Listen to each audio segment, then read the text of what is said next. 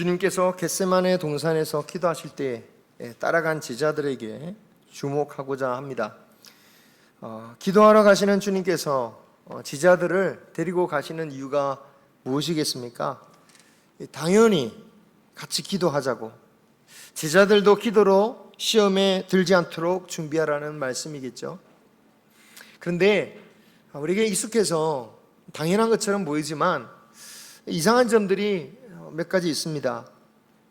먼저 모든 제자들을 데리고 가셨음에도 불구하고 정작 기도하러 가신 곳에는 베드로와 세베대의 두 아들, 즉 야고보와 요한 이 세 제자만 따로 데리고 가셨다라는 거죠.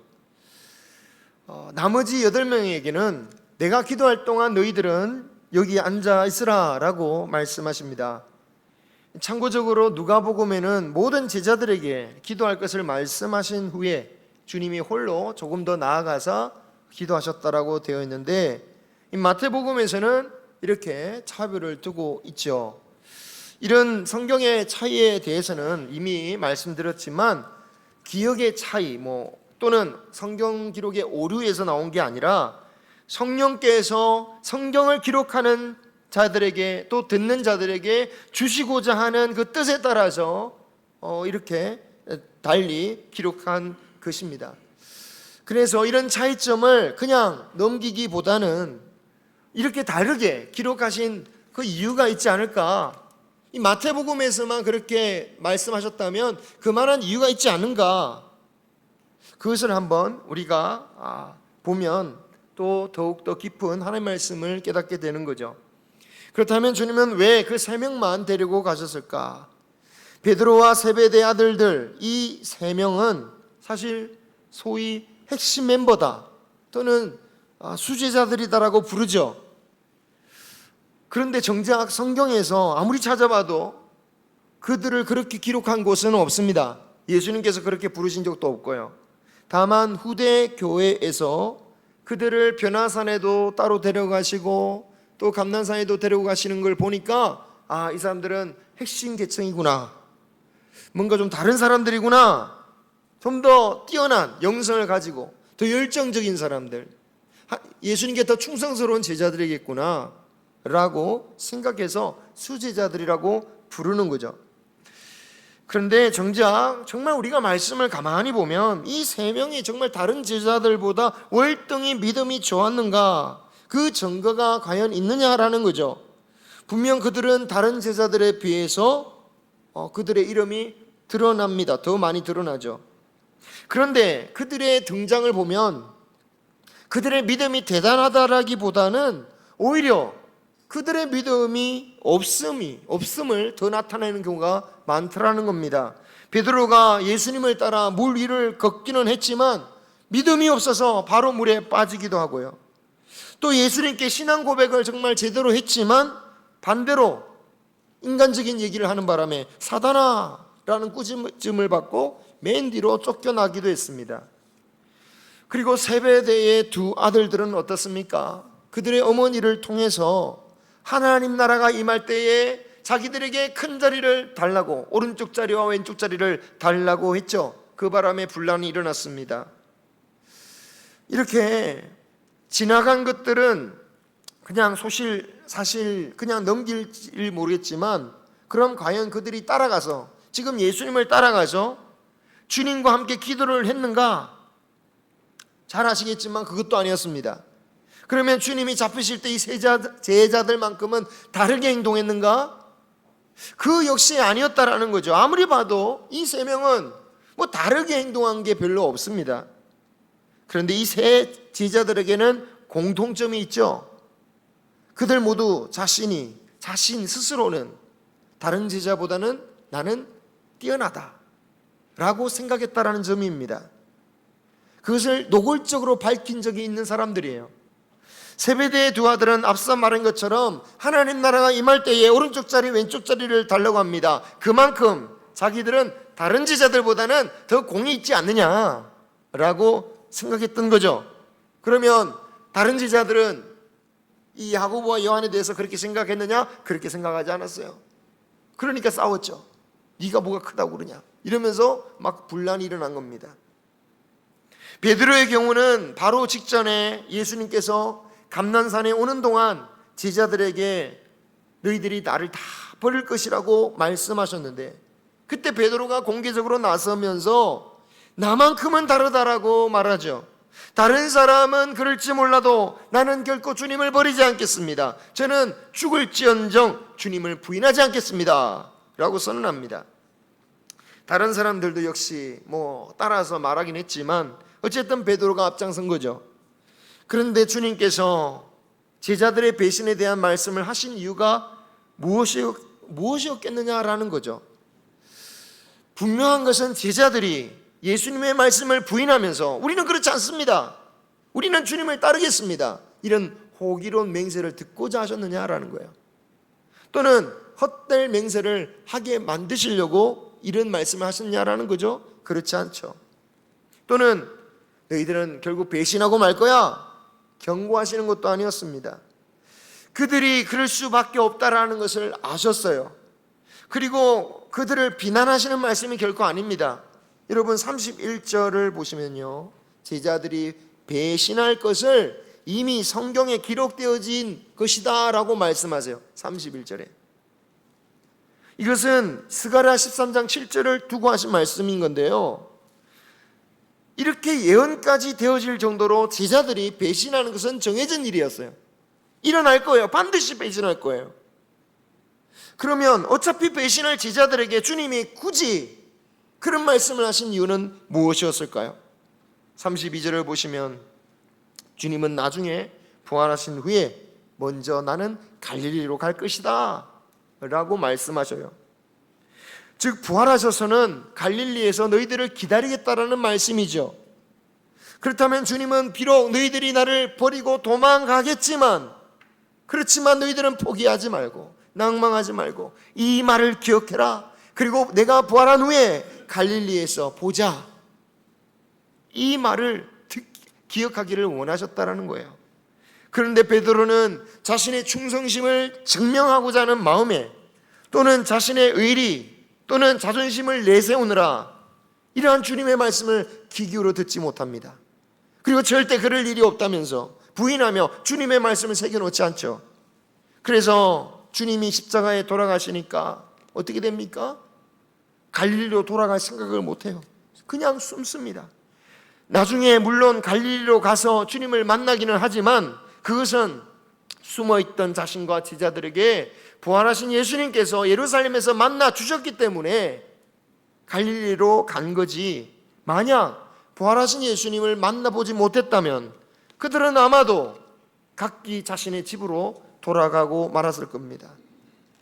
이런 전들을 볼 때에 이 예수님께서 지금 겟세마네 기도, 그 기도의 그 자리에 데리고 가신 그 3명의 제자들은 다른 제자들과 뭐가 크게 다른가? 크게 다르지 않다라는 거예요. 다만 그들 스스로 모를 뿐이죠. 그들 스스로 모를 뿐이에요. 그리고 저는 어쩌면 바로 이 점 때문에 주님은 그들을 데리고 가신 건 아닌가라는 생각이 드는 거죠. 그들을 통해서 자신들의 확고한 의지만으로 과연 주님을 따를 수 있는가? 절대로 주님을 따를 수 없다. 내가 이 정도면 충분히 주님을 따를 수 있겠습니다 라고 하는 맹세가 얼마나 헛된지, 그것으로는 절대로 주님을 따를 수 없다라는 것을 보여주십니다. 심지어 주님은 자신마저도 연약하다라는 것을 그 3명의 제자들에게 보여주셔요. 12제자와 함께 있을 때에는 이제껏 들어보지 못했던 주님의 고충에 대해서 37절에 말씀을 하시는데요, 그 3명을 데리고 가시면서부터 무슨 말씀을 하십니까? 내가 고민하여 슬퍼하셨다. 38절에는 아예 그들에게 말씀하십니다. 내 마음이 고민하여 죽게 되었다. 그 3명에게 말하는 거예요. 그냥 이 말씀을 주님께서 인간적인 면이 있으셔서 그냥 자신의 마음을 그냥 털어놓고 싶어서 그냥 하신 게 아니냐, 이 정도로 대수롭게 생각하지 않을 수 있지만, 여러분 이런 말씀을 듣는 제자들의 심정은 어떻겠냐라는 거예요. 어떤 여유로운 상황이 아니라 지금 뭔가 긴박한 상황에서 이런 약한 말씀을 하시는 예수님의 말씀을 들으면 어떤 생각이 들겠습니까? 저 같으면 당황스러울 것 같아요. 아니 지금 우리는 예수님을 죽음을 각오하고 따르겠다고 하시는데 왜 정작 주님은 고민하여 죽겠다라고 말씀하시냐 말이에요. 그렇죠? 그리고 드디어 기도할 곳에 오신 후에 주님은 이 세 명에게서 좀 더 세 명에게 여기서 나와 함께 깨어 있으라. 무슨 말입니까? 기도하자 라는 말씀이죠. 그리고 자신은 조금 더 나아가서 따로 기도하셨다라고 합니다. 누가복음에 보면 돌을 던진 거리 정도, 한 20m나 30m 정도 앞에 나가셔서 기도하신 것 같아요. 그리고 주님은 그곳에서 무릎을 꿇고 땅에 얼굴을 대시며 엎드려 기도하십니다. 우리가 겟세마네 기도하면 딱 이런 모습이 딱 떠오르죠. 이제껏 그려진 그 겟세마네 기도의 모습 보면 하나같이 바위 위에 손을 얹고 하늘을 바라보는 이런 그림들이에요. 아니면 한 군데는 좀 이렇게 했는데, 근데 이마저도 사실 성경과 조금 다른 것 같습니다. 오늘 말씀을 보면 얼굴을 어떻게 하고 기도하십니까? 땅에 대고 기도하시는 거예요. 땅에 대고 완전히 엎어지셔서 이렇게 멋있게 이렇게 하늘을 보시면서 기도하시는 게 아니에요. 그냥 땅에 그냥 얼굴을 탁 대고 쉽게 말해서 쳐박고 기도하시는 겁니다. 얼굴을 땅에 대고 기도하는 장면은 성경에 몇 번 나오지 않습니다. 여호수아가 하나님의 군대 장관을 만났을 때, 그리고 룻이 보아스에게 은혜를 받았을 때에, 백성이 왕을 만났을 때의 반응입니다. 그리고 요한계시록에는 하늘에 있는 24장로가 하나님 앞에 경배할 때 땅에 얼굴을 대었다라는 표현이 나와요. 그만큼 절대적인 분 앞에서 나를 철저히 낮추면서 기도했다라는 것을 보여줍니다. 얼마나 간절히 기도했는지는 누가복음에서 주님의 땀이 떨어지는 핏방울처럼 뚝뚝 떨어졌다라고 할 정도로 정말 집중하여 간절히 기도하셨다라는 거예요. 근데 여기서 또 이상한 점이 나오는 거예요. 그렇게 간절히 주님 앞에 집중해서 기도하면 밤새도록 기도하실 것 같은데 갑자기 기도를 하다 마시고 제자들에게 자꾸 돌아오셔요. 우리가 워낙 잘 아는 이야기라서 그런가 보다 라고 하지만 곰곰이 생각해 보면 이상한 거예요. 아니 그처럼 간절히 그토록 집중하여 기도하시는 분이 왜 기도하시다가 갑자기 딱 멈추고 제자들에게 자꾸 오시냐라는 거죠. 그리고 제자들이 기도 하나 하나. 그리고 피곤에 겨워 잠든 제자들을 보고 이렇게 말씀하셔요. 너희가 나와 함께 1시간도 깨어있지 못하냐. 주님께서 지금 제자들에게 얼마나 깨어있지 못하냐고 말씀하십니까? 1시간. 그 말인즉슨 주님께서 지금 몇 시간 기도하고 오셨다라는 얘기입니까? 1시간 놓고 기도하고 오셨다라는 얘기예요. 그죠? 1시간 기도하고 오신 거예요. 물론 1시간도 엄청 긴 시간이다 라고 할 수 있지만 우리가 평상시 생각하면 주님은 밤새도록 기도하셨는데 기도하시다가 1시간 딱 기도하고 나오셔서 제자들에게 말씀하시는 거예요. 이런 식으로 주님은 이런 식으로 2번을 더 반복하십니다. 그리고 그렇게 3번을 나눠서 기도하시는데 그 기도는 또 어떤 기도입니까? 44절 보면 같은 말씀으로 기도하셨다. 즉 같은 말씀으로 기도하셨으니까 똑같은 시간만큼 기도하신 거겠죠. 그죠? 1시간마다 오신 거예요. 1시간마다 오셔가지고 제자들아 왜 이렇게 기도 안 하냐? 여러분 이것은 무엇을 말합니까? 주님께서 자신의 기도를 하시는 것만큼 지금 중요하게 여기는 게 있어요. 제자들이 정말 기도해야 된다. 제자들아 너희들도 기도해야 된다라고 자신이 기도하는 것만큼 중요하다라는 것을 주님의 이 모습을 통해서 보여주시는 거예요. 내가 기도하니까 너희들은 괜찮아가 아니라 내가 기도하는 것도 중요하지만 너희들이 기도하는 것도 너무너무 중요해. 그런데 정작 제자들은 기도하지 않습니다. 정확하게는 못하죠. 이유가 뭡니까? 너무 피곤해서, 너무 힘들어서, 몸이 안 좋아서. 자, 여기서 또 문제가 발생합니다. 여러분, 이렇게 3명이 기도를 못했다면 애초에 그들만 따로 데리고 오실 이유가 있으셨냐라는 거죠. 그럼 예수님은 계획이 실패하신 건가요? 여러분, 다른 제자들은 몰라도 이 제자들만큼은 진짜 기도해야 된다라고 정말 그들의 기도를 위해서 그들을 데리고 오셨다면, 그들이 기도해야 하기 때문에 데리고 오신 거라면 깨워서라도 주님께서 기도시켜야 되는 거 아닙니까? 그런데 주님이 두 번째 제자들에게 오실 때 제자들은 또 자고 있었어요. 근데 여기서 어떻게 하십니까? 아무 말씀 안 하세요. 그래서 피곤해서 자는 것을 확인만 하시고 다시 기도하러 가셨어요. 그것을 43절, 44절에서 볼 수 있습니다. 왜 주님은 그렇게 하셨는가? 주님이 그렇게 하신 이유는 41절에 나오죠. 마음은 원이로되 육신이 약하다. 마음은 원이로되라는 말은 지금 제자들의 사정을 잘 이해하신다는 거예요. 어떤 마음입니까? 지금 기도하기 싫어서 안 하는 게 아니다라는 거예요. 너무 피곤해서 못하는 것을 이해하신다라는 거, 아신다라는 거예요. 그런데 여러분, 이 말씀을 좀 더 넓게 봐야 됩니다. 바로 직전에 제자들이 주님 앞에서 호언장담했던 그들의 마음, 그들이 주님 앞에 내가 주님을 위해서 죽겠습니다 라고 했던 그 마음도 주님이 뭐라고 생각하시는 거예요? 아신다라는 거예요. 진심이야. 그래, 너희 마음은 진심인 거 알겠어. 나는 죽을지라도 주님을 따르겠다라고 했던 말에 그 베드로나 다른 제자들의 그 진심만큼은 주님이 아신다라는 거예요. 하지만 여러분, 이것으로 위로받고 끝나면 안 됩니다. 왜냐하면 아무리 그것이 진심일지언정 그 진심만으로는 주님을 따를 수 있느냐? 없다라는 거예요. 이게 중요합니다. 주님이 나 약함을 아시니까 내가 이렇게 믿어도 되지가 아니에요. 그렇게는 주님을 따를 수가 없는 거예요. 내가 아무리 원한다고 해서 내 진심만으로, 내 의지만으로 주님을 따를 수가 없는 겁니다. 여기서 육신으로는 절대 따를 수 없다는 말이 제자들의 체력만을 말하는 게 아닙니다. 인간의 의지입니다. 인간의 양심입니다. 인간의 성품입니다. 자신의 종교성입니다. 습관입니다. 이것 가지고 주님을 따를 수 있는 게 아니라는 거예요.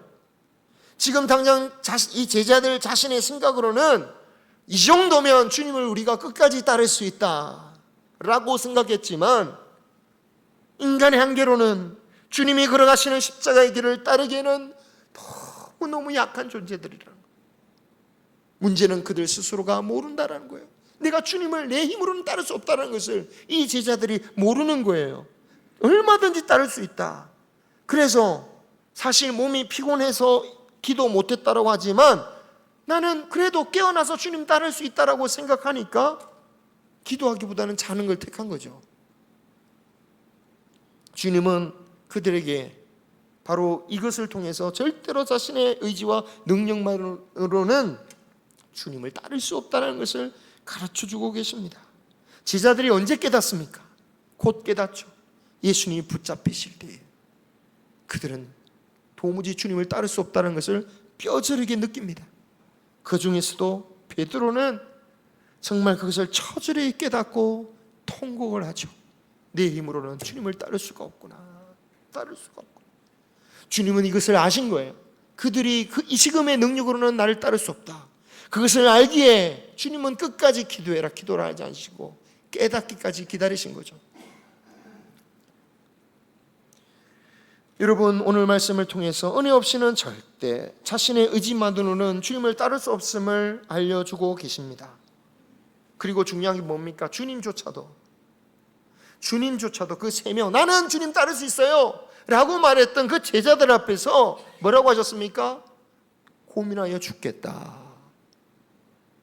주님조차도, 이게 뭐 어떻게 보면 좀 위험한 말씀 같지만 성경 예수님이 하신 말씀입니다. 주님조차도 홀로 그 길을 감당하지 못한다라는 것을 고백하신 거예요. 예수님조차도 그 십자가의 길을 갈 수 있는 비결이 뭡니까? 하나님께 매달리고 하나님의 은혜를 구해야지. 주님도 갈 수 있는 이 길, 누가 그것 없이 하나님의 은혜를 구하지 않고 갈 수 있다는 말이냐? 주님을 따르려면 우리는 먼저 자신의 무기력함과 무능력함과 연약함을 인정하는 게 중요합니다. 어떤 분들은 내가 세상에서 잘 되고 뭔가 성공하고 뭔가 좀 이름이 좀 있은 다음에 그때 제가 교회 와서 멋지게 섬기고 멋지게 믿겠습니다 라고 하지만 그 사람은 절대로 예수님을 따를 수가 없습니다. 그런 마음으로는 주님을 따를 수가 없어요. 내가 자격이 있어서 어느 정도 돼서 예수님을 믿는 사람은 주님을 끝까지 따를 수가 없는 거예요. 그냥 내 연약함을 인정해야 되는 겁니다. 나는 주님 앞에 아무것도 아닙니다. 나는 주님 은혜 없이는 아무것도 아닙니다. 그냥 주님 앞에 엎드리는 겁니다.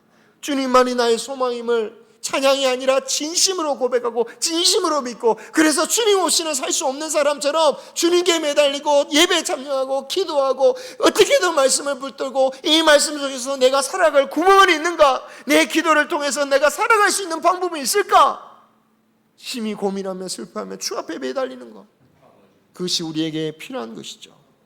그리고 이제 드디어 주님이 붙잡히실 때가 다 되었습니다. 주님은 이제 자신이 팔리실 때가 왔다라는 것을 말씀하셔요. 그리고 갑자기 제자들 들어 이렇게 말씀하십니다. 이제는 자고 쉬라. 아니 이제까지 얘들 다 자고 있었잖아요. 아니 뭐 기도한 것도 아닌데 뭘 자고 자라고 하십니까? 쉬라고 하십니까? 이 부분에 대해서 좀 많은 분들이 아이고 기도 안 하니까 포기했다 예수님이.